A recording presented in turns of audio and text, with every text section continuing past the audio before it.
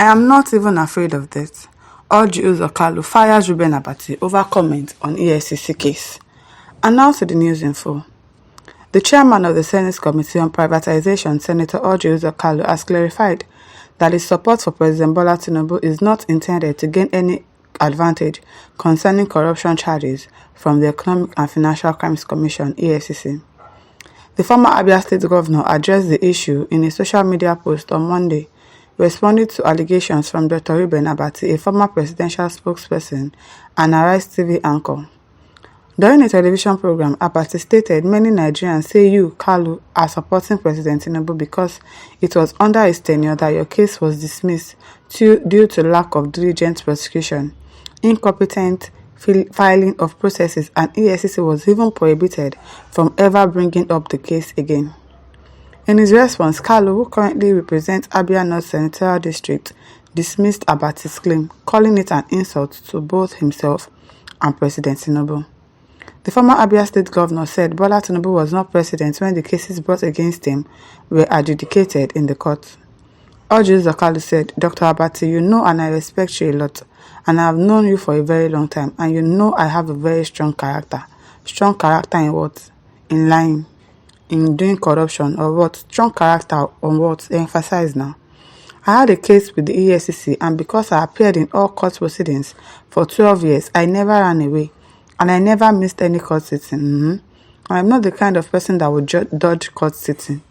I want to remind you, and I don't want to talk about the judiciary because it would be like discussing a case that has passed through the court. All the matters raised in the court were not adjudicated under President Tinubu. I was in court and there were 19 witnesses and none of them were found against me. The reason I was sentenced to jail can only be answered by God, and I'm very grateful to God that I went to jail. It made me see both the bad, the good, and the ugly, and I am very happy. Mind you, that year I was supposed to have traveled to Wuhan on the 19th of December and the COVID-19 virus started in Wuhan. Maybe you could have been singing my funeral song by now. Acting, doing like important person. Let me tell you, I'm not even afraid of death. You should know me, Ruben. I am not afraid of anybody, and I speak the truth. I support the party and the president, who is also a member of my party. Ruben, I can't support you because you are not a presidential candidate, and you are not ruling Nigeria. Even in the Bible, God said we should pray and support our leaders, and that is exactly what I am doing. So if you want to be a journalist, remain as one. And if you want to be a politician, leave journalism and come and join people like us. It is well. Say if he had traveled to Wuhan, then who knows, maybe he would have contracted COVID-19 and he'll be dead by now. So he's grateful that he went to jail. So it is well. You went to all the 19 processes and all of that. It's not because probably you've bought all the lawyers and the judges there. That is why you are not running away. Has any politician ever been prosecuted in this country that you actually did something, you went to jail, you see them in their prison uniform or anything? It's a lie. The jail he went to must have been given preferential treatment. If somebody like Bobrisky can go to jail and he was given a special apartment and everything, so what about our politicians? They'll be living as if they'll be in their house, they'll say they're in prison. Lies from the pit of hell. Akombi Adebayo says it is easy to run down someone else, most especially for pecuniary reasons. Therefore, one needs to ascertain that Abati himself is not on payroll of the faith colonists. Ifeanyi Boniface says, Kalu, you truly read Bible. Chai, is that the only thing you have learned from the Bible? Even if you deceive Abati, you cannot deceive us Nigerians. We know everything that transpired and we are watching with keen interest. Gabriel Nwana says, Orji Kalu, go and finish your prison term. You are a convict. Did you even go to any prison at all in the first place? Let them be deceiving us. Which prison? Prison my foot. Ogonayanwa Chukwueze says, aren't you dead already? Odoni man. Hey. Evaristos Ezeria says, you have never seen anything. Apostle of a Muslim ticket who wants to become Senate president. Donatus Ogoke says, Orji Kalu, you went to jail because of corruption. Stop mentioning God. Abio is saying that it is because he went to jail, that is why he didn't contract COVID-19. I beg you. Stanley Bekwe says, Ruben Abati, tell me how many corrupt politicians from Southwest and North have been jailed because of corruption. I'm telling you, I don't think that there's any governor or politician that has actually gone to jail for doing something wrong. They all escape. Yahya Bello is already an example. They won't catch him. They will not. All of them, they either run out of the country or still walk freely and act as if nothing happened. None of them has ever been sentenced for doing something. But if it is ordinary Nigerians, you will hear, oh yeah, death by hanging, 20 years imprisonment, something years imprisonment.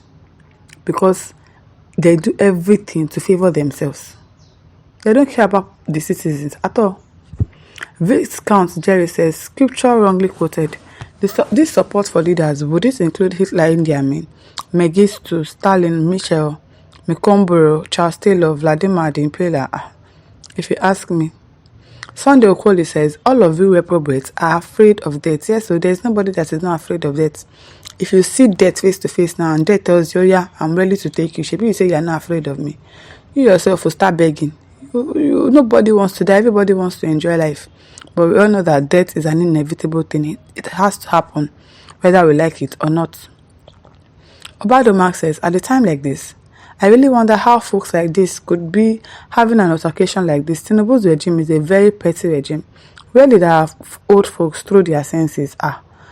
You two trading wars should be particular about the kind of Nigeria you are living for your children and children, not through an altercation like this in the air. Those brainless and shameless politicians we have in the disgusting and rotten APC really make me feel nauseous. Useless old hacks. Chima Darlington says, tell your friend Tinubu to release your own brother, your Igbo brother Nnamdi Kanu. If you do that, then you are friends to Igbos. Obodoju says, it is not in doubt that the likes of you have ruined Nigeria. Your actions and inactions have drawn Nigeria into a state of hopelessness, as in at this point. It feels as if there is no hope. They keep telling us to be patient. There's light at the end of the tunnel. We can't see the light.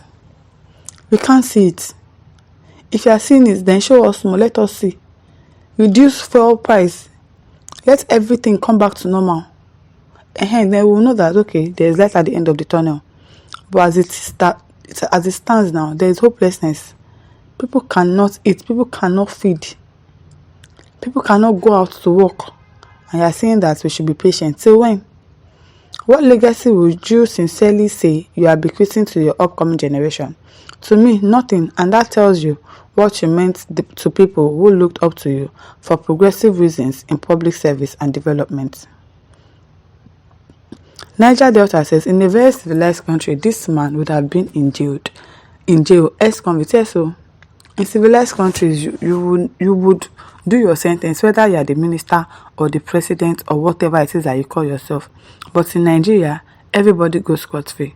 Once you're a politician, once you have money, you go scot-free. See all my listeners, over to you. Leave your thoughts in the comment section. Don't forget to like, to share, and subscribe. Thank you for listening. See you some other time. Bye.